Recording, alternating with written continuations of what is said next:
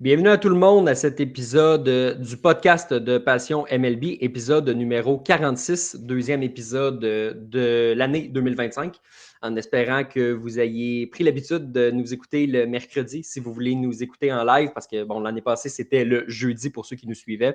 Maintenant, on est le mercredi soir à 20h sur Facebook, sur Twitter, sur YouTube. Ceux qui sont en live le savent évidemment qu'on est mercredi à 20h, mais pour ceux qui nous écoutent sur toutes les bonnes plateformes de podcast, si vous voulez nous écouter en live les prochaines fois, ce sera les mercredis soirs sur nos plateformes à 20h. Charles-Alexis Brisebois qui est là à l'animation comme à chaque semaine. Ceci étant dit, petite différence, Sébastien Berroir qui n'est pas présent au rendez-vous. On a donc appelé un frappeur d'urgence pour venir à sa place. Félix Forget, que vous connaissez bien, qui apparaît. Monsieur Forget qui remplace Sébastien avec son chandail des Yankees. On a trouvé un vrai de vrai remplaçant, là, Félix. Moi, on m'a dit de remplacer Sébastien aujourd'hui. J'ai pas pris de charge. J'ai préparé le jersey, j'ai préparé tout. Je me suis dit, tu sais quoi, on m'a demandé de remplacer Sébastien et je vais faire cette job-là à la hauteur du trou quand même laissé par Sébastien. Mais je pense que ce que je vais faire de mon mieux pour que ça paraisse pas trop et qu'on ait quand même un bon show aujourd'hui. Écoute, je te qualifiais de frappeur suppléant. Je te lance une balco comme ça. C'est quel frappeur suppléant tu veux être? C'est qui ton frappeur suppléant dans MLB? Là? C'est qui ton gars? Là? Tu te dis, là, t'es le gérant de n'importe quelle équipe, tu peux envoyer un gars. Là. Qui tu veux envoyer? Ah, pas Giancarlo Stanton en tout cas, mais qui j'aimerais comme frappeur? Je sais pas. Kurt Gibson en série mondiale, sur une jambe. Tu vois, c'est quand même un bon choix de frappeur suppléant. Ouais. Je pense moi, que tu vois, j'aurais peut-être dit Minenori Kawasaki, moi. Ah oui, c'est vrai. Ok, ouais. c'est oui. Ouais. Avec une banane, là, parce que. Ceux qui savent, comme on dit. Félix, la saison morte continue de battre son plein. Puis écoute, on est au bout un peu plate de la saison morte, dans le sens où novembre-décembre, il reste des joueurs le fun, tu suis Juan Soto. Là, c'est juste, faut que tu suives des gars qui étirent ça pour rien, qui ont tous le même agent, Scott Boras. Fait qu'on est vraiment à ce point-là de la saison morte. Puis je veux qu'on parle d'un joueur en particulier. On va y aller dans le bloc des Blue Jays parce que c'est un joueur qui a été pas mal lié aux Blue Jays dans les dernières semaines. Okay, Blue Jays, let's play ball. Pete Alonso, qui est, évidemment lié aux Mets pour des raisons évidentes, mais Pete Alonso aussi lié aux Blue Jays. La semaine passée, Félix, là, tout le monde parlait des Blue Jays comme quoi que c'était quasiment fait puis qu'ils s'en allaient là. Moi, j'avais quasiment déjà écrit le texte, là, tellement c'était fait là, pour être prêt là, sur Passion MLB. Je me suis dit, attends une minute. Et finalement, j'aurais perdu mon temps si j'avais eu à écrire ce texte-là. Parce que ça ne veut pas dire que ça ne se fera pas dans le futur. Mais en ce moment, les Blue Jays ont-ils été utilisés? C'est la question qu'on se pose. Puis plus le temps passe, plus la question risque d'être probablement. Oui, c'est ce qu'on. Écoute, je pense que n'importe quel fan des Jays a raison d'avoir peur que les Jays aient été utilisés pour un joueur autonome. Là, c'est un peu la même chanson qu'on entend depuis l'hiver passé, malheureusement, à Toronto. En fait, surtout depuis l'hiver passé. Là. Mais non, c'est particulier. Puis je pense que le moment où on a senti peut-être que le vent tournait un petit peu, c'est quand Steve Cohen racontait que les négociations étaient vraiment difficiles. Puis là, tu te demandes. OK, c'était même plus difficile qu'avec Juan Soto, qui a signé un petit contrat de 15 ans, 765 millions. Oh, oui. Fait que c'est rien de très, très gros. Fait que tu regardes ça, puis là, tu te dis, peut-être que la porte avec les Mets est un petit peu fermée. C'est déjà qu'on a beaucoup d'argent sur la fiche de paie. C'est pas que Steve Cohen a des problèmes financiers ou quoi que ce soit, là, mais ça fait déjà quand même beaucoup d'argent. Là, tu vois Toronto qui est là-dedans. Tu vois les Angels aussi qui ont été là une journée, si j'en ai pas entendu parler depuis. Fait que tout ça semble un peu bizarre. Puis là, c'est la grande question, c'est est-ce que Pete Alonso va retourner avec les Mets, va signer ailleurs? En ce moment, il n'y a rien qui a l'air imminent nécessairement dans ce dossier-là.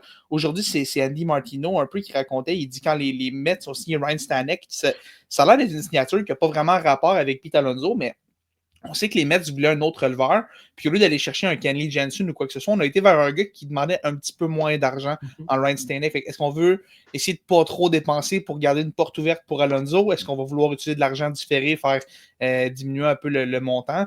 Je ne sais pas trop comment on va gérer ça chez les Mets, mais c'est clairement Pete Alonso, c'est le nom en ce moment qu'on surveille beaucoup dans la MLB. Je prends juste une petite pause parce que Mio, que tu connais bien, trouve que tu as un beau chiffon, évidemment, en référence à ton magnifique chant. Mon beau pyjama. Oui, c'est ça. Écoute, Pete Alonso, on s'entend que si t'es les Mets de New York, là, regarde l'alignement en ce moment. Là. Oui, t'as Francisco Lindor, correct. Là. Oui, t'as Juan Soto, correct, même si ton chandail fait peut-être dire le contraire. Mais, bon, t'as des bons éléments. T'as Vientos, t'as Nimo qui est là, etc.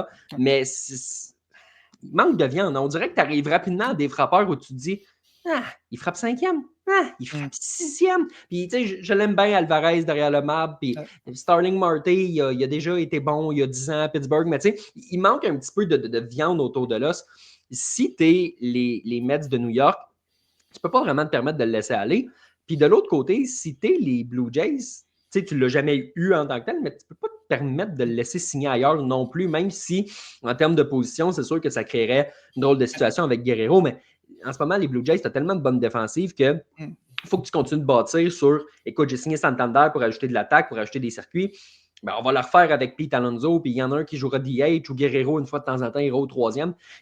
T'en es là à ce point-ci pour dire faut qu'on trouve une solution. Fait tout ça pour dire ces deux éléments-là mis ensemble, je suis quand même étonné de voir que il n'y en a pas un qui se dit hey, je vais donner le petit coup que ça prend, puis je vais aller le chercher, Pete Alonso, parce que s'il y avait une des deux offres qui se démarquait vraiment de l'autre, même si c'était celle de Toronto, possiblement qu'à ce point-ci, il aurait signé Pete Alonso. Là. Je pense pas que ça y tente de passer son camp d'entraînement chez eux. Là. Non, vraiment pas. Puis tu sais, c'est ça, tu dis, il n'y a comme pas de sentiment d'urgence, même si les deux équipes ont comme besoin de lui. Puis on pourrait survivre des deux côtés sans lui, mais ce serait quelque chose. On aurait besoin d'un Pete Alonso, puis on a besoin d'un gars qui peut frapper un 35-40 circuits assez facilement. Puis je pense qu'en ce moment, Pete Alonso aimerait rester avec les Mets. Oui, frapper derrière Vladdy, c'est le fun, mais frapper derrière Juan Soto, parlez-en à Aaron Judge, ça peut te faire toute une saison. Déjà, quand tu as un bon frappeur de base, puis que tu as un gars comme Soto qui travaille le lanceur et tout avant toi, ça devient vraiment épuisant d'avoir Alonso après. Fait que je pense que Alonso, je pense qu'il se plaît à New York. Là, il a montré qu'il est capable d'endurer ce marché-là, puis qu'il peut performer dans ce marché-là. Je pense que son circuit aussi en série, d'après moi, juste pour ça, il se dit qu'il se voit en avoir d'autres avec les Mets, surtout que les Mets sont sur la pente ascendante. Quand Toronto, c'est peut-être un petit peu plus nébuleux, surtout avec l'avenir de Vlad qui est douteux. Puis là, est-ce que les Jays vont vouloir avoir Vlad et Alonso signés à long terme en assumant qu'on va donner une prolongation de contrat à Vlad d'ici quelques semaines? Je pense que peut-être que c'est ça qui retient un petit peu les Jays en ce moment. Les Mets, c'est peut-être une question d'argent. On ne veut pas trop dépenser non plus. On est déjà à plus de 300 millions, ce qui est déjà une bonne fiche de paye quand même. Comment on va... Sérieusement, je pense encore qu'on va trouver un moyen de le ramener chez les Mets, mais je pense que les Jays doivent rester prêts au cas où Steve Cohen décide de garder la ligne dure et de ne pas donner plus d'argent à un gars qui veut coûter quasiment le double du salaire parce qu'au stade de taxe de luxe où est-ce qu'il y en est, c'est 90% pour chaque dollar. Fait que c'est presque 2 fois le montant. Puis même si au montant qu'il va signer, il va dépasser le seuil Steve Cohen, et ça, il est à 110. C'est vrai. Tu payes une pièce et 10 dans la pièce. Là. Fait que si tu le signes pour 25 par année, ben, il te coûte 27,5 de plus. Là. Fait que c'est une cinquantaine juste pour... Fait que c'est sûr que ça commence à être une facture qui est assez salée. Mais ça, Steve Cohen, s'il décide qu'il s'en fout, il décide qu'il s'en fout. Je suis d'accord avec toi, oui. Mais c'est de savoir s'il s'en fout ou pas. Probablement qu'il y a une limite quelque part. J'utilise le terme probablement parce que honnêtement, je ne le sais pas. Là. Tu parlais de Vlad Guerrero, justement. Est-ce que tu t'attends à ce point-ci à ce qu'il signe à long terme avec les Blue Jays? Est-ce que tu t'attends à ce qu'il commence le camp d'entraînement un peu comme dans la même situation qu'Aaron Judge, qu'une fois la date limite va être passée, puis il n'y aura pas de contrat, puis ça va aller à l'autonomie l'année d'après? Là? Comment tu vois ça?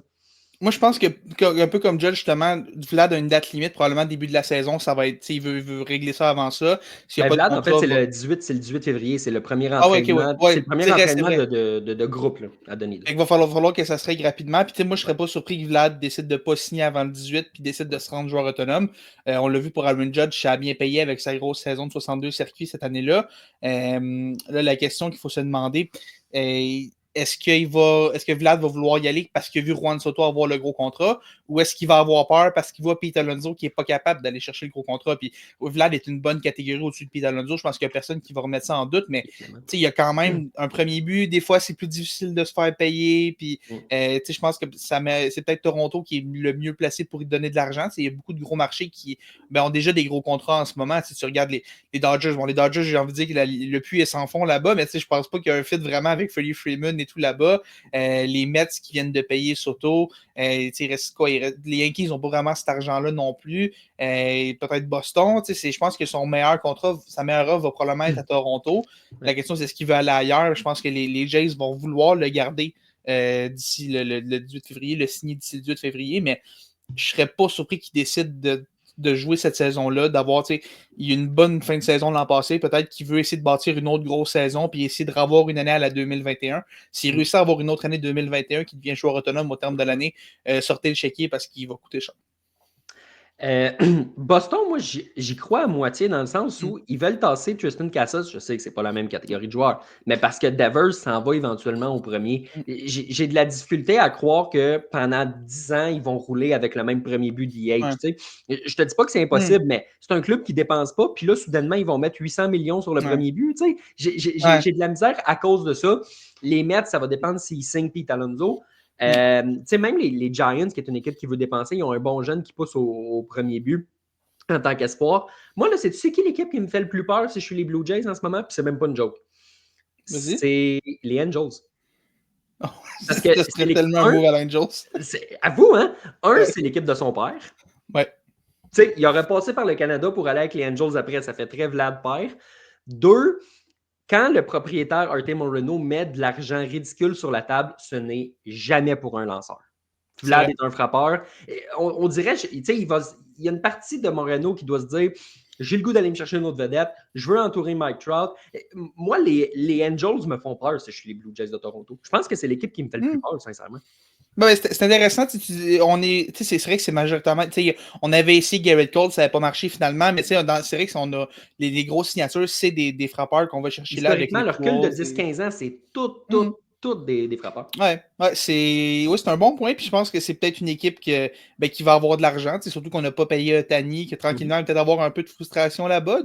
Là, il faut remplacer un peu Ohtani, il faut ramener du monde dans les estrades. Puis peut-être que les Angels, c'est une équipe à surveiller. Peut-être qu'il y a une autre équipe aussi qu'on ne connaît pas. Il va y avoir la fameuse équipe mystère, là, comme à chaque année pour chaque joueur autonome. Il y a une fameuse équipe mystère, là, mais je pense qu'il y a peut-être quelqu'un aussi qu'on ne voit pas qui va. Pas les Rockies avec Chris Bryant, là, mais ce genre d'affaire-là, une équipe qui va sortir un peu de nulle part et vouloir négocier à la table des grands, mais ça se peut que les Angels, c'est une équipe quand même de moyen marché, je dirais. C'est pas un énorme marché, mais on est capable de dépenser là-bas aussi. Tranquillement, pas vite, le contrat de Rendon va finalement terminer. Ça va aider un petit peu. Puis Mike Trout, les années avancent. Les Shakes, lui, sont encore pour un petit bout quand même, là, mais c'est surtout si on peut enlever le contrat de Rendon des livres, c'est tranquillement pas vite. Ça va peut-être aider un petit peu, faire mieux passer la pilule du gros contrat de Vlad. Mais je pense encore que la meilleure offre de Vlad va être à Toronto. La question, c'est est-ce qu'il va avoir confiance dans la direction de l'équipe actuellement, puis les années de la vision de cette direction-là aussi. Ça, c'est ce que je ne sais pas en ce moment. C'est ça, est-ce qu'il va avoir confiance en la vision de la direction? Puis, sous question, ça va être qui la direction? Est-ce que James Click va avoir monté? Est-ce qu'ils vont avoir pris quelqu'un de l'interne, de l'externe? Est-ce que Ross Atkins va être encore là avec Shapiro au rythme où ça va? Peut-être. Là, on a tellement pensé qu'il passerait durant la dernière saison morte, puis c'est pas arrivé. Fait que, on le sait. Question niaiseuse par rapport à Vlad Guerrero, si on pousse le concept à Anaheim, là, il va falloir qu'il prenne un autre numéro que le 27. Il prend quoi? Le 27, il va être en ligne pour être retiré, ce numéro-là. Là. Pense-y même pas si ton nom est Guerrero. Si ton nom c'est pas Guerrero Trout, pense-y pas au 27 en ligne. Il va être retiré 4 fois. C'est un bon point, ça. Comment je sais pas. Non, c'est pas un bon point. Peut-être qu'il prendrait 72. On inverse les chiffres. Des fois, ils font ça. Mais ouais, peut-être qu'il va refuser de signer avec les Angels parce qu'il pourra pas avoir son 27. Puis que. C'est peut-être ça qui va arriver, c'est peut-être ça qui va sauver les Blue Jays. C'est la seule équipe qui peut y offrir le 27. Même les Yankees, Stanton, ils peuvent pas. Aucun moyen de changer ça. Impossible. Mais non. Si tu veux. On parlait de Pete Alonso des Blue Jays. Il y a un autre nom présentement qui est beaucoup lié aux Blue Jays, c'est Max Scherzer. Ça fait longtemps qu'on dirait que c'est le seul nom qui revient. Il y a d'autres équipes qui ressortent un peu, puis les Mets pourraient le ramener, ici, ça. C'est souvent les Blue Jays qui reviennent dans ce derby-là.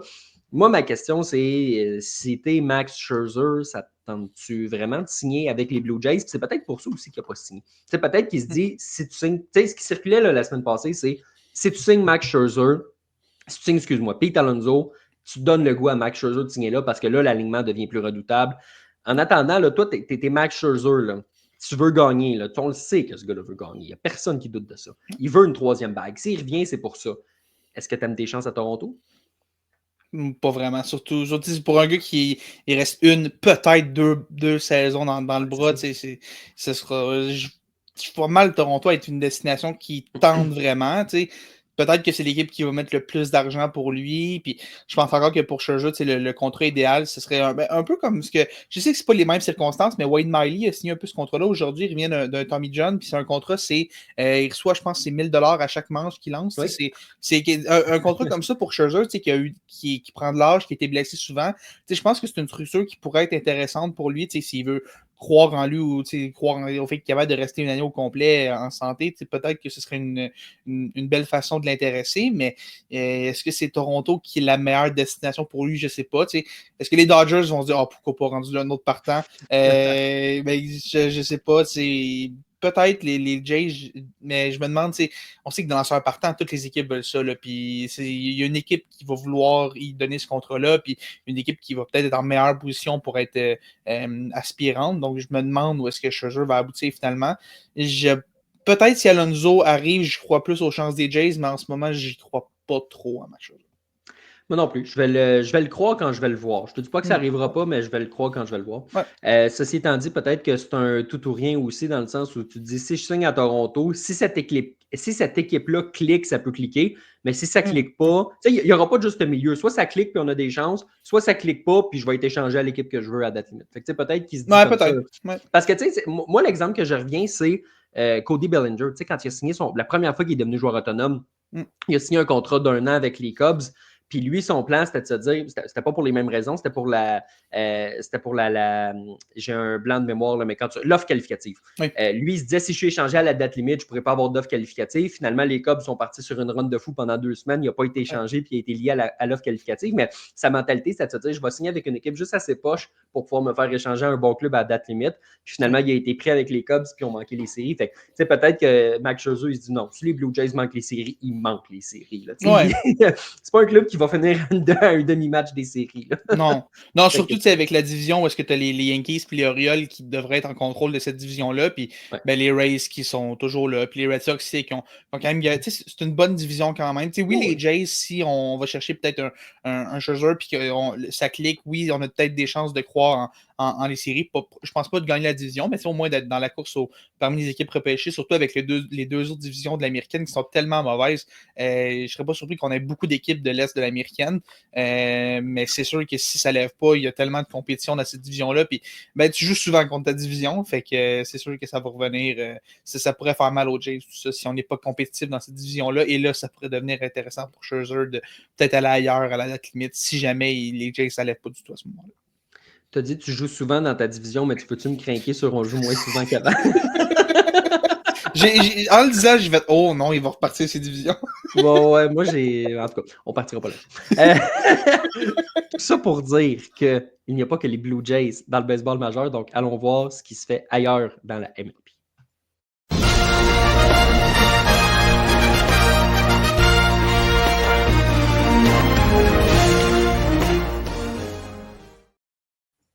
Ailleurs dans le baseball majeur, dans les derniers jours, Félix, il y a Abraham Taureau qui a signé avec les Red Sox et il y a Alex, anciennement de Passion MLB, que je salue chaleureusement, qui nous a écrit justement à ce niveau-là. Où signeront les derniers gros agents libres? Taureau, oh wait! Abraham Taureau qui a signé un contrat des ligues mineures avec les Red Sox de Boston. Ta réaction par rapport à cette signature-là?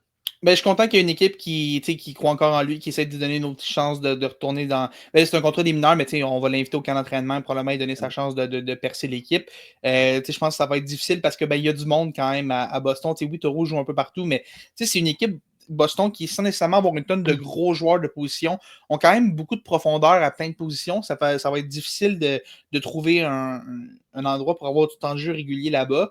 Mais peut-être que s'il y a un bon camp d'entraînement, peut-être qu'il force la main de l'équipe, qui lui donne une place sur le banc, peut-être au moins juste pour commencer la saison ou quoi que ce soit, ou s'il y a une blessure, un des premiers rappelés, mais tant mieux pour lui, surtout. Puis c'est le fun qu'il revienne dans une division qu'on suit un petit peu plus ici avec les Jays, les Yankees, les Red Sox aussi, qui sont une équipe très populaire au Québec. Fait que c'est le fun pour qu'il revienne un peu dans le coin ici, là, puis il se rapproche de la maison par rapport à quand il était à Oakland. Là. Mais on va lui souhaiter le meilleur quand même à Boston. Je pense que ce ne sera pas facile, mais il y a quand même une possibilité, je pense, de le voir avoir un petit peu de présence dans les majeurs. Surtout si les quelques gars qu'on a à Boston, il y a quelques gars qui n'ont pas beaucoup d'expérience. C'est un peu chambranlant des fois. Trevor Story qui est souvent blessé aussi. Peut-être qu'il y a des portes qui vont s'ouvrir pour Taureau. Puis en tout cas, on lui souhaite d'avoir cette opportunité-là et de pouvoir la saisir dans les majeurs. Ouais, moi, je pense à sa famille qui doit être contente que les voyages au Massachusetts, ça va se faire un petit peu plus facilement que les voyages en Californie. Écoute, ce ne sera pas un défi facile de percer cet alignement-là. Tu l'as dit, il y a des joueurs un peu de position, puis surtout la fameuse sacro-sainte banque d'espoir sur laquelle Chaim Bloom a tellement travaillé est en train de rapporter ses fruits là, présentement parce qu'ils ont des gros espoirs de qualité qui cognent à la porte. Le fameux Big Three des Red Sox. Je m'attends à ce qu'au moins un ou deux d'entre eux commencent la saison à Boston et à ce que les trois gros espoirs du club jouent dans les majeurs à un certain point durant la saison. Peut-être qu'une de ses meilleures chances, c'est si les espoirs ne connaissent pas un gros camp d'entraînement, puis lui, oui. Moi, je ne serais pas étonné de le voir commencer la saison dans le 3, mais je m'attends pleinement à ce qu'il soit rappelé à un certain point dans le baseball majeur parce que des gars comme Abraham Taureau, ça t'en prend. Même si ce n'est pas lui qui va être le Raphaël Devers de cette équipe-là, puis personne ne demande ça, mais un gars qui peut jouer à plusieurs positions, il a commencé à jouer dans le champ extérieur dans les dernières années, il frappe des deux côtés du marbre. Au mois de mai l'an passé, là, c'est le gars qui a eu le plus de coups sûrs dans les majeurs derrière Luis Arraez. Si tu lui donnes du temps de jeu puis tu le places dans des bonnes conditions, il est capable de performer. Donc, moi, je ne serais pas étonné qu'à un moment donné, on l'amène sur le banc pour dire, écoute, viens nous aider dans ce rôle-là. Puis si ça arrive, ce sera tant mieux pour lui. Puis là, les joueurs d'utilité, surtout, je trouve que ça a vraiment gagné en popularité depuis une dizaine d'années. Maintenant, toutes les équipes en ont un, voire deux, voire trois. Les Dodgers, l'année passée, on avait Key Hernandez, Chris Taylor, Tommy Edman, tous ces gars-là jouaient partout. Même Max Muncy, ça joue un peu partout. Puis Mookie Betts, qui est un joueur de champ. Il y en a beaucoup qui, de plus en plus dans les majeurs, on voit cette philosophie d'avoir des gars qui peuvent dépanner un peu partout. Les Red Sox en ont en ce moment, mais un vrai joueur qu'on veut vraiment utiliser un petit peu partout, on n'en a pas nécessairement un qui est désigné en ce moment. Je pense qu'il y a une lutte pour ça. Puis je pense que Taureau va avoir ses chances d'avoir au moins une opportunité à un moment donné pendant la saison. S'il connaît un gros camp, il va beaucoup s'aider. Puis il suffit même s'il y a un camp un petit peu difficile, un gros début de saison dans le 3, une ou deux blessures, puis on ne sait jamais, ça peut rapidement débouler. Puis on sait qu'au baseball, des fois, ça n'en prend pas gros un gars du 3 arrêt. Quand Édouard Julien est arrivé, par exemple, c'était arrivé un petit peu de nulle part, puis finalement, il avait une super bonne première saison dans les majeurs. Fait que tout dépend du timing de l'opportunité. Puis je pense que Taureau a quand même une belle chance à ce niveau-là. J'ai hâte de voir, il y aura combien de Québécois qui vont commencer la saison dans le baseball majeur. C'est sûr que Taureau, Charles Leblanc qui a signé avec les Braves, ça va être des défis quand même imposants avec l'équipe avec laquelle ils sont. Édouard Julien va avoir ses chances, dépendant selon moi de son camp d'entraînement avec les Twins. J'ai l'impression que celui qui a la meilleure chance, c'est Otto Lopez. Ça peut avoir l'air niaiseux, mais récemment, il a changé son numéro de 61 à 6. Puis des fois, c'est des indices qui en disent sur 6, c'est un numéro de régulier. 61, c'est pas un numéro de régulier. L'an passé, il a joué comme un régulier. Moi, j'ai l'impression qu'Otto Lopez, ses chances sont bonnes par rapport peut-être aux trois autres. Là, non seulement de commencer dans les majeurs, mais s'il y a un bon camp, le deuxième but peut être à lui. Là. Oui, complètement. Puis, Otto Lopez, c'est un autre joueur, comme on parlait, un genre de gars qui peut jouer un petit peu partout, dépanner à plusieurs positions. Fait que, je pense qu'il va beaucoup aider son cas juste avec ça en partant. Puis, oui, l'année passée, avec les Marlins, s'est retrouvé à jouer quand même un gros rôle avec cette équipe-là. C'était pas juste le joueur qui arrivait en sortie de balle. C'était un morceau important de cette équipe-là. Puis, amène un élément de vitesse, un élément de contact et tout. Puis, défensivement, il est solide aussi. Fait que ça donne quand même un joueur qui a des outils intéressants chez les Marlins qui regorge pas exactement de talent, pour le dire poliment. Fait que je pense que surtout au niveau des joueurs de position, il y a des places à prendre chez les Marlins. Je pense que Lopez part peut-être même avec une longueur d'avance sur le reste du groupe du fait que l'année passée, il était bon puis il a rendu des fiers services à l'équipe. Sans dire que sa place est assurée nécessairement comme régulier à tous les jours. Je pense qu'il y a quand même des bonnes chances, puis je pense qu'il part avec une longueur d'avance dans cette course-là. Félix, montre-moi donc le chandail que tu as sur le dos. Là, il va falloir que tu en achètes un petit peu plus, là, parce que là, ton propriétaire, là, il a de la misère à rivaliser avec les grands méchants Dodgers. Il est allé pleurer là, en disant que nous, les propriétaires, on avait de la misère à rivaliser avec les Dodgers. Moi, mon réflexe quand j'ai vu ça, c'est de me dire, mais il fait donc bien pitié. Oui, ben oui, pauvre petit Steinbrenner avec les Yankees, Ouais, tu sais. ouais. Cette équipe de petit marché qu'est les Yankees, qui n'est pas du tout une marque qu'on reconnaît n'importe où, Non. même chez les personnes qui sont pas fans de baseball, qui représentent le logo des Yankees, n'importe qui sait que c'est le logo des Yankees, mais pauvre petit chou, il n'y a pas assez d'argent pour les gros méchants Dodgers qui ont l'argent du Japon puis tout. Puis, évidemment, tu sais, les choses ont changé dans les majeurs depuis 10-15 ans, dans le sens où avant, les Yankees étaient cette équipe-là que sont les Dodgers en ce moment, où est-ce que, il y avait un gros joueur autonome. Tu savais qu'elle allait avec les Yankees. Là. Il n'y avait pas de doute possible. C'était immédiatement un Yankee. Puis là, maintenant, c'est les Dodgers qui sont dans cette situation-là. Puis, bien évidemment, c'est pas facile de te faire challenger dans cette situation-là. Il y a quelques années, Aaron Boone qui disait, quand son équipe s'était fait éliminer, que la MLB nous a probablement rattrapés. Bon, ça faisait quelques années de ça, mais au moins, on commence à en prendre conscience chez les Yankees tranquillement, pas vite. Ce serait juste le fun que maintenant, au lieu de faire pitié, puis de oh, les méchants Dodgers ont de l'argent, puis oh, les méchants Mets ont de l'argent, ce serait le fun qu'on réponde, puis qu'on se rappelle que ah oui, c'est vrai, nous autres aussi, on a de l'argent, puis on a déjà été les Yankees, ça a déjà été nous l'empire du mal, puis cette équipe-là qui attirait tous les joueurs autonomes. Tu sais, je pense que c'est une question d'argent, mais peut-être une question de réputation aussi. Dans le sens, dans ce moment, tu regardes les Dodgers, on a cette réputation-là de franchise qui est presque immaculée. Tu penses aux Dodgers en ce moment, tu penses à une organisation qui est hyper. Il n'y a aucune dysfonction dans cette organisation-là. Là. Tout va bien, tout le monde est sur le même. Tout le monde est au même diapason. Puis là, tu regardes ça chez les Yankees. Il y a eu des situations bizarres quand même dans les dernières années. Bryce Harper était joueur autonome, personne ne l'a appelé. Il était prêt à jouer au premier but, personne n'a cru bon de l'appeler. La façon dont on gère notre argent est assez particulière. Oui, on a gardé Aaron Judge, on n'a pas été capable de garder Juan Soto. Bon, là, c'est une autre histoire avec les Mets qui avaient de l'argent. Mais les choses ont changé. Les Yankees, des fois, ont l'air de penser que c'est encore 2005-2006 où est-ce qu'on avait de l'argent et qu'on n'avait pas de compétition.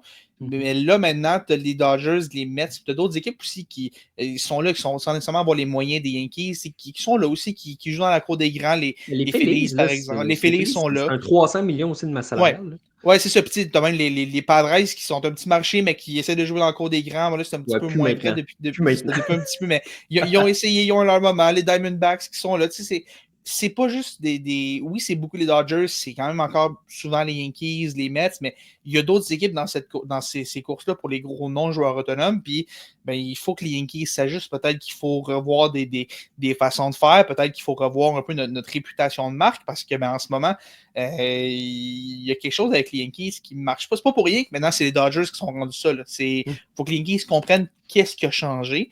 Puis oui, c'est sûr que là, ça fait un petit bout qu'on n'a pas gagné de série mondiale. Ça a probablement affecté un peu le prestige de l'organisation, mais ça reste les Yankees. Là, c'est pas n'importe qui. Puis c'est sûr que si tu vois le propriétaire faire un pauvre de moi devant tout le monde qui regarde sa masse salariale de 300 millions, ça paraît mal. Puis tu regardes même comment on gère Marcus Stroman en ce moment. C'est assez ordinaire. Là. Tout le monde le sait que ce gars-là s'en va. Puis il est là, on attend. Tout le monde poireaute un peu. Puis on s'empêche de faire des mouvements parce qu'on a encore Stroman. Mais puis, je veux pas qu'on ait une masse salariale de 400-500 millions. Mais en fait, j'aimerais ça, mais je ne m'attends pas à ça nécessairement. Là. Mais tu sais, c'est. Tout ça est bizarre. On dirait qu'on se donne des menottes chez les Yankees qu'on n'est pas obligé d'avoir. Puis que les Dodgers ont juste décidé de laisser faire. Eux autres qui ont décidé que tant pis pour ça, on va dépenser puis on gère en temps et lieu. Les Yankees engrangent de l'argent, même s'ils essaient de vous faire croire que non. Il n'y a aucun doute là-dessus que les Yankees sont profitables, même avec des masses salariales de 300-400 millions. Fait que de voir le propriétaire dire ça, honnêtement, c'est un peu ordinaire. Puis j'imagine juste un monde dans lequel le père George avait dit ça. Ce serait jamais arrivé. Jamais, jamais, jamais arrivé. Tu sais, même cet univers parallèle-là n'existe pas. Non, c'est ça, ça n'existe pas. Ça n'existe pas du tout, cela. Là. Il n'y a aucun monde dans lequel ce serait comme dire Steve Cohen a un budget, là, tu sais, c'est ça. Hein? Steve Cohen, il a de la misère avec la fin du mois, là. Ça, c'est pas facile. Non, c'est ça. Il y a pas mal plus peur de la fin du monde que de la fin du mois.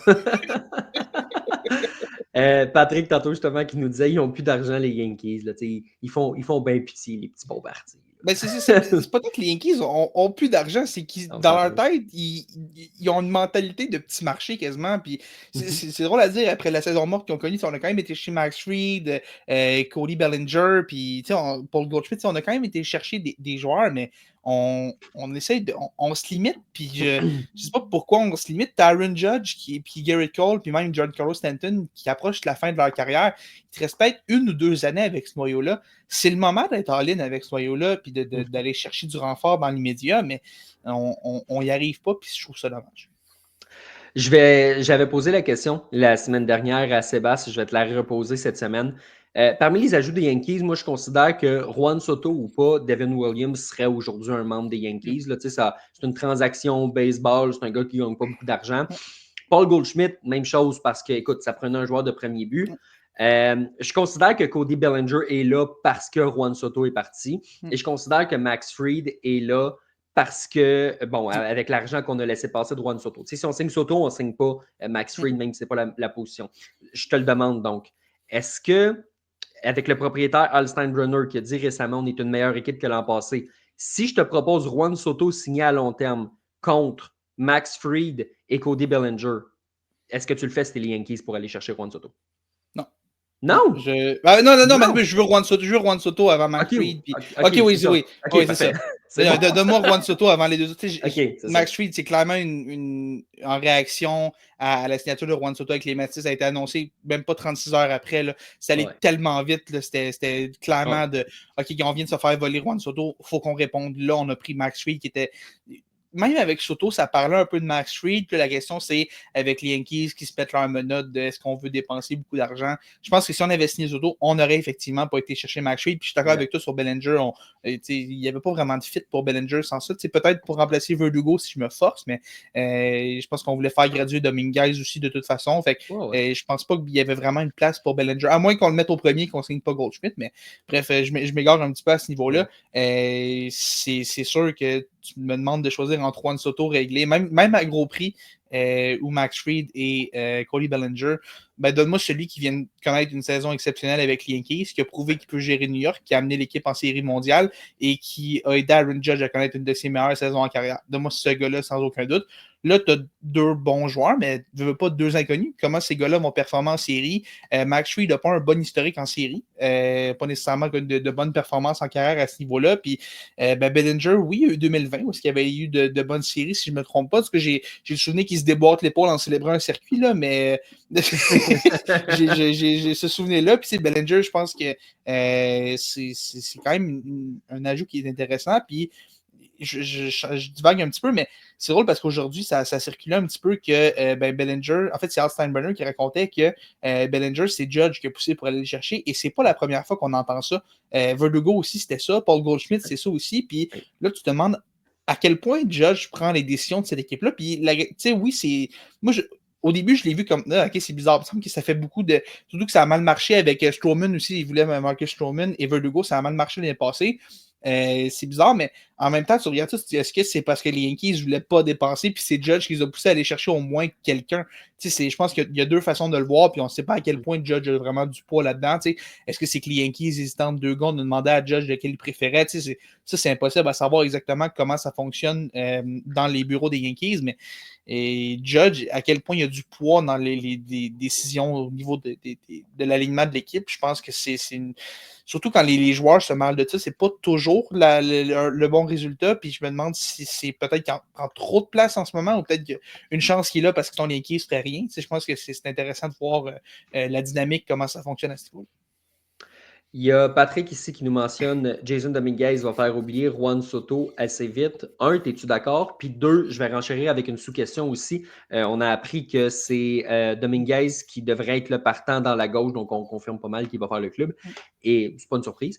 Et que c'est Cody Bellinger, donc Dominguez dans la gauche et Cody Bellinger qui va jouer au champ-centre.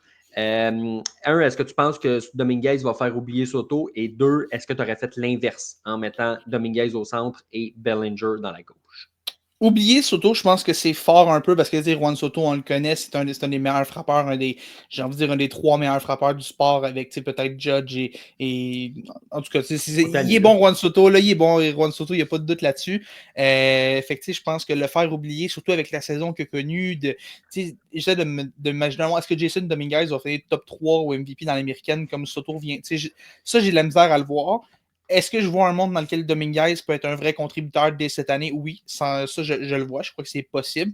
Je pense qu'il faut tempérer un petit peu les attentes avec Dominguez, par exemple, parce que oui, je pense qu'il ne s'est pas aidé le pauvre en tapant un circuit contre Justin Verlander à sa toute première présence en carrière. Là, il a mis le syndrome Ryan Poehling de mettre les attentes vraiment trop hautes en partant. Là. Mais je pense que ça fait longtemps qu'on parle de lui comme un espoir de premier plan et tout, mais il ne faut pas oublier que l'année passée, dans ses brefs séjours avec les Yankees, dans les majeurs, ça a été un petit peu plus difficile pour Dominguez. Puis je pense que comme tout joueur recru, il va avoir une petite période d'adaptation. Fait que de là à dire qu'il va faire oublier Juan Soto, je ne sais pas à quel point j'irai à ce niveau-là, mais je pense que Dominguez peut contribuer, surtout si sa saison recrue va bien. Là, je pense que quand Anthony Volpe avait eu son impact, c'était un joueur de deuxième année, mais il avait eu son impact l'année passée, surtout en début de saison. On a vu comment des fois un jeune joueur peut amener un peu de punch à une attaque, surtout pour les Yankees qui ont besoin de vitesse, puis un frappeur ambidex comme Dominguez, ça va faire du bien. Au niveau des positions, ça, je t'avoue que ça m'a un petit peu intrigué. Je ne suis pas particulièrement surpris qu'on ait décidé ça, mais en même temps, si t'es les Yankees, probablement que tu dis que Dominguez, c'est ton champ-centre de l'avenir. Fait que peut-être que tu veux le ramener directement au champ-centre, surtout que dans la gauche, ça a été un peu laborieux pour lui dans les majeurs l'année passée. Fait que je pense que peut-être que ta vision long terme, ça aurait été de ramener Dominguez au centre pour avoir Bellinger dans la gauche, où est-ce qu'il est peut-être un petit peu moins confortable, mais tu veux que Dominguez, ton futur champ-centre, joue au champ-centre. Ben là, tout dépendamment peut-être que ça fait depuis le début de la saison morte qu'il s'entraîne dans la gauche, qu'il est rendu vraiment bon dans la gauche. Puis, j'imagine que les Yankees ont travaillé à ce niveau-là. Puis j'espère juste qu'on ne va pas rester pris sur cette décision. Tu sais, mettons qu'on voit au camp d'entraînement que ça ne marche pas du tout Dominguez dans la gauche, qu'on va être prêt à être flexible et tout à ce niveau-là. J'en doute connaissant les Yankees des dernières années, mais j'espère quand même qu'on va être prêt à avoir un petit peu de flexibilité à ce niveau-là. Tu sais, si, mettons, après 15-20 matchs, tu vois que Dominguez, ça ne fonctionne pas dans la gauche, il va falloir bouger. Là. Tu ne peux pas juste volontairement t'handicaper juste parce que tu as dit, plein milieu de la saison morte, que Bellinger est ton champ centre, Dominguez est ton champ gauche. Tu peux pas, surtout si tu as des aspirations de série mondiale cette année, ce qui, on l'espère, est le cas des Yankees. Là, tu peux pas te handicaper comme ça tout le long de la saison juste parce que tu as dit que Bellinger est ton champ centre puis il faut pas qu'il bouge de là puis ça peut pas arriver. La mentalité des Yankees, pour ceux qui se le demanderaient, c'est que ils ont Trent Grisham, entre autres, là, qui est comme quatrième voltigeur puis qui peut réduire un champ-centre. À ce point-ci pour les Yankees, il y a d'autres gars qui peuvent jouer au champ-centre. Fait que leur idée, c'est Dominguez, si tu le mets au centre puis que tu es obligé de l'amener dans la gauche puis de le ramener au centre puis ci puis ça, eux, ils veulent vraiment dire Dominguez, tu t'en vas dans la gauche, tu restes là, tu deviens bon, puis éventuellement, si on t'amène au champ-centre, on t'amène au champ-centre. Versus Bellinger. Bellinger, tu peux le bouger. Le Bellinger, c'est pas grave s'il commence la game au centre, qui s'en va au premier but, puis qui finit dans la gauche, puis qui s'en va dans. Peut-être pas dans la droite, parce que je vois pas Judge être remplacé. Là, sinon, c'est une mauvaise partie. Là. C'est une mauvaise nouvelle, ça veut dire qu'il est sûrement blessé. Mais je pense que c'est un peu ça la mentalité des Yankees, donc on verra si ça va finir par payer. Alex Bregman, je vais te poser une question excessivement simple. Il s'en va où? À Houston. Quand j'ai vu l'échange, oui, ça a longtemps été une porte fermée des choses qui l'ont dit clairement que Bregman on n'y croit plus vraiment. On a été chercher Isaac Paredes puis on a signé Christian Walker. On s'est comme bloqué un peu les coins. Il n'y avait plus vraiment de place pour Bregman. Puis tu dis, OK. Puis on avait de moins en moins d'argent à Houston. Bregman semblait regarder ailleurs. Puis là, ça n'a jamais vraiment abouti avec rien d'autre. Puis là, cette semaine, Dana Brown qui dit peut-être que la porte n'est pas complètement fermée. C'est pas sûr encore. Là, bizarrement, on envoie le salaire de Ryan Presley ailleurs. Ça ouvre l'argent.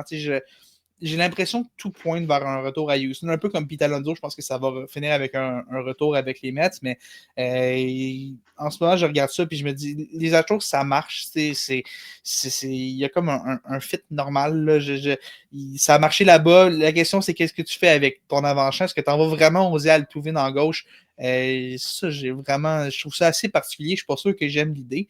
Mais écoute, si tu peux aller chercher le bâton de Bregman, clairement, c'est quelque chose qui va t'aider si tu es les Astros.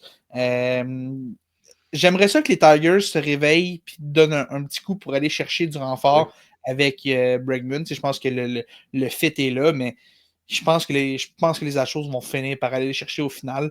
Mais j'espère me tromper. J'espère que les Tigers vont y aller parce que avec la fin de saison qu'on a eue l'année passée, les joueurs méritent un petit quelque chose, les fans méritent un petit quelque chose de plus. Puis, Bregman, c'est logique. Le ramener avec AJ Hinch, il y a un trou à remplir au troisième but. Tout a du sens là-bas. Puis, ce serait le fun que les Tigers négocient un peu à table des grands, aller chercher un gros nom. Je pense que ce serait vraiment le fun pour cette équipe-là. Ouais, ce serait intéressant. Je suis d'accord là-dessus. Puis, écoute, moi, j'ai toujours pensé que Alex Bregman, ça va être le contrat qui va le moins bien vieillir de la saison morte, surtout s'il signe pour 6-7 ans. Donc, dans cette optique-là, je ne leur souhaite pas. Mais pour 2025, écoute, de voir les Tigers, comme tu dis, à la table des grands, ça faisait longtemps qu'ils n'avaient pas été en séries éliminatoires. Non, ça pourrait être. Je pense que les partisans des Tigers le demandent, là, avec le chef du président du fan club, Ben Verlander, qui à tous les jours implore les dieux du baseball d'envoyer Alex Bregman chez les Tigers. Ouais. Ne serait-ce que pour ça, il ne faudrait pas qu'il y aille. Je vais retenir mes pensées sur ce sujet-là. Je vais les garder pour moi. Voilà. Apparemment, selon Bob Nightingale, les Blue Jays auraient une offre de 6 ans sur la table pour Alex Bregman. Fait qu'il n'ira pas là. Non, honnêtement, je le vois pas. Peut-être Pete Alonso, tu peux essayer de me convaincre que peut-être, mais Bregman, je le vois pas à Toronto. Je pense que ça va jouer entre les Astros et les Tigers. Je pense que même les Red Sox sont plus dans cette course-là. Les Cubs, là, on vient de prendre le contrat de Presley. On avait libéré de l'argent pour Bellinger. Finalement, on l'a réinvesti dans Ryan Presley. Je pense pas qu'on va aller chercher un gros contrat comme Bregman. Je pense que ça va jouer entre Houston et Détroit. Puis je pense que les Astros vont le ramener au final. Ouais, c'est le sentiment que j'ai moi aussi. Nolan Arenado, selon ce qui circule en ce moment, ses chances de se faire échanger seraient minces. On s'attend à ce qu'il commence le camp d'entraînement avec les Cards, c'est pas étonnant. Il a probablement manqué sa chance de se faire échanger en refusant d'aller chez les Astros. C'est son droit. C'est pour ça que tu négocies dans la vie une clause de non-échange. Si tu n'es pas prêt à déménager, tu n'es pas prêt à déménager à un endroit, c'est correct. Penses-tu qu'il va se faire échanger en cours de saison? Comment tu vois ça? Des contrats de même en cours de saison, c'est difficile à échanger. Puis peut-être que les Cards vont décider de retenir de l'argent pour faciliter ça puis de mettre fin à tout ça. Mais même en plein milieu de saison, même si les Cards retiennent de l'argent, j'ai de la misère à avoir un échange. C'est le genre d'échange qui est difficile à faire en plein milieu de saison. Peut-être aussi au camp d'entraînement, une équipe qui perd son joueur le troisième but, qui appelle les Cards pour dire hey, il est toujours disponible. Puis surtout avec quand tu as le président des opérations baseball qui dit échanger Arenado, c'est notre priorité 1, 2 et 3. D'ailleurs, il doit avoir vraiment hâte de retourner au camp d'entraînement puis de recroiser. Ça doit être le fun quand tu vois ton patron qui dit à tout le monde qui veut juste échanger. Ça doit vraiment être une belle ambiance, mais je pense qu'Arenado aimerait ça quitter parmi les destinations qu'il veut. Je pense qu'il pourrait aller n'importe où, mais je pense que les Cards aussi aimeraient vraiment ça l'échanger.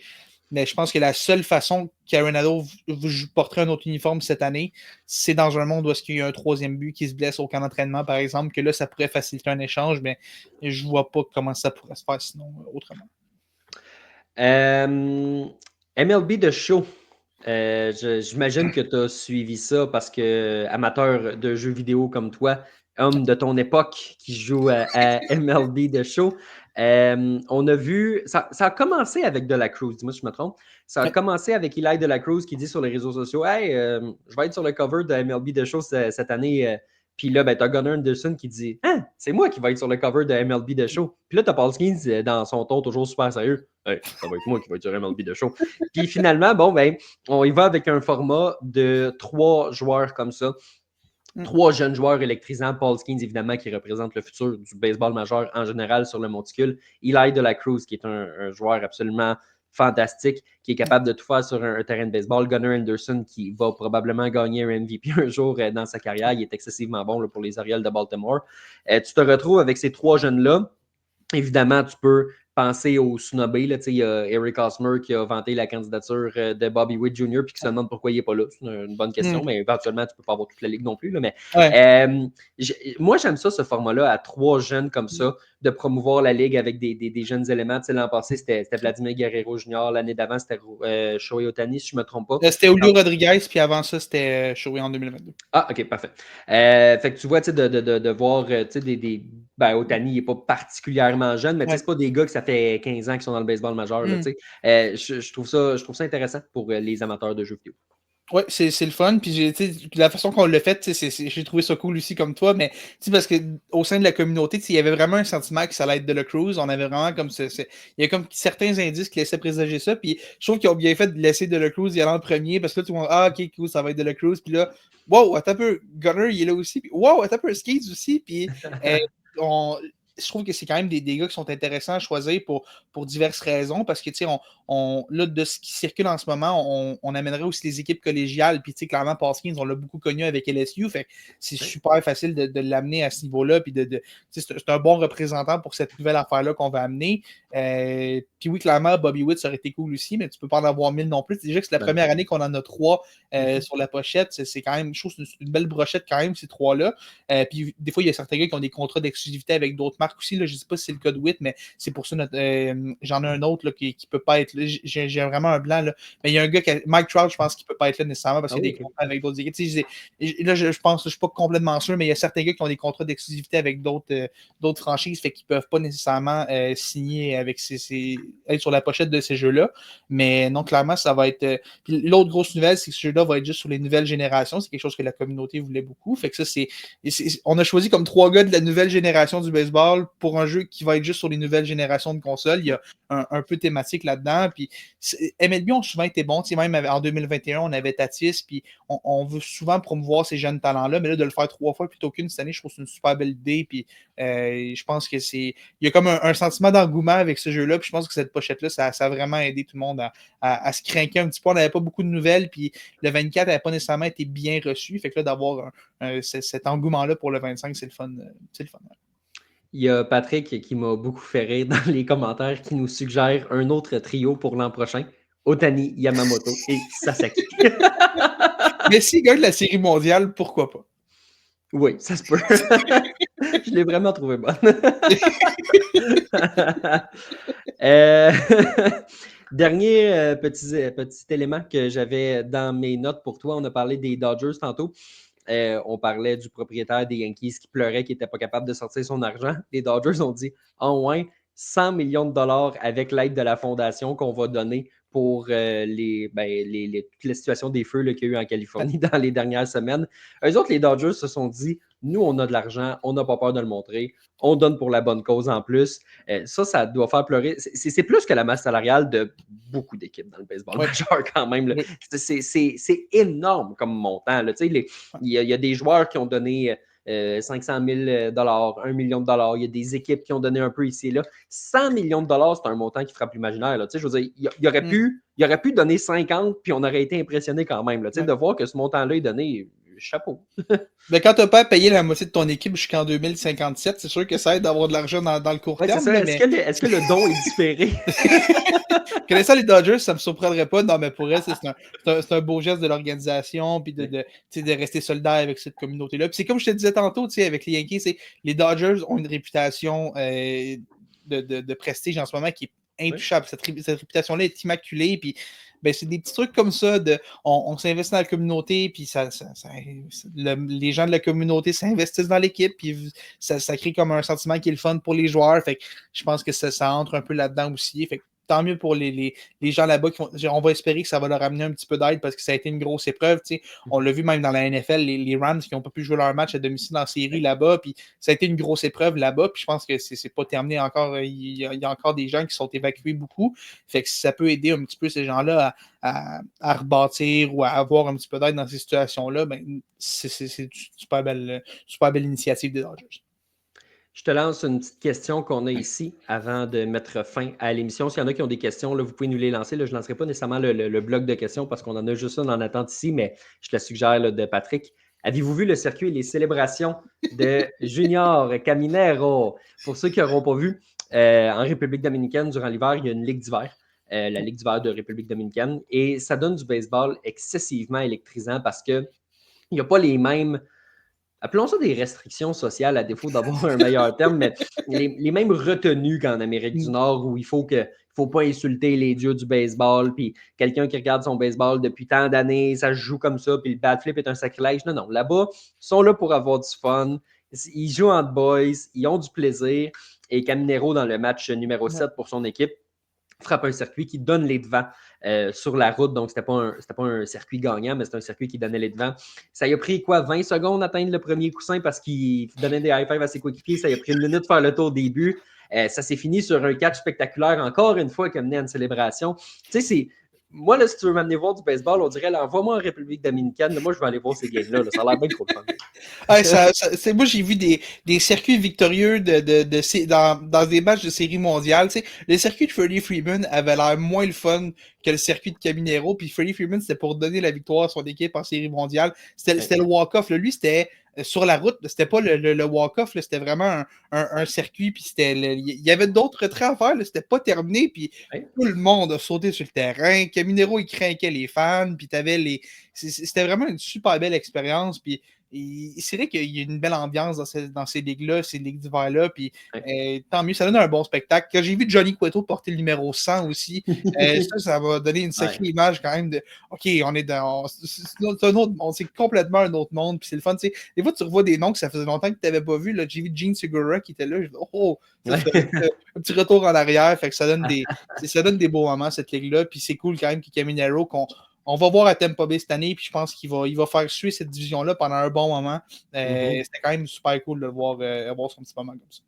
Ouais, Caminero, puis qui va d'ailleurs être rejoint par Ah-Seong Kim, qui a signé un contrat de 2 ans dans les dernières heures avec une option de sortie. Mais belle prise là, des Rays. Les Rays, là, tu l'as dit tantôt, mais tu sais, s'ils veulent, ils peuvent avoir une bonne équipe. Puis Caminero, il peut rapidement devenir un favori de la foule. On dirait, s'il bâtit sur ce circuit-là, puis qu'il transpose ça en saison régulière, attention à Junior Caminero. Ouais. Félix Forget, qui remplaçait Sébastien Berroir ce soir. Merci beaucoup d'avoir été là avec moi. C'est toujours un plaisir de jaser de balle. Ben, merci à toi pour l'invitation. Puis j'espère, Sébastien, que je t'ai rendu fier en te remplaçant aujourd'hui. J'espère que pour les auditeurs, ça n'a pas trop été un gros choc que je remplace Sébastien aujourd'hui. Écoute, c'est la même chemise, fait que ça va passer. Merci à tous ceux qui nous écoutaient en live sur les réseaux sociaux le mercredi soir à 20h sur Facebook, sur X et sur YouTube. Et merci à tous ceux qui nous écoutent aussi dans un format podcast plus traditionnel là, sur toutes les bonnes plateformes de podcast. On le fait en live pour ceux qui veulent nous écouter parce que justement, on aime ça répondre à vos questions puis se faire inspirer par ce qui vous inspire vous-même dans le monde du baseball. La période un peu plus creuse s'achève bientôt parce que dans les prochaines semaines, les camps d'entraînement vont s'amorcer en Floride et en Arizona. Puis d'ici là, nous, on est là à chaque semaine les mercredis. Donc, on vous invite à continuer de nous suivre, de nous écouter, de nous lire sur le passionmlb.com. On va être là quand ça va repartir en force. Donc, merci à tout le monde d'avoir été là. Puis, on se dit à la semaine prochaine.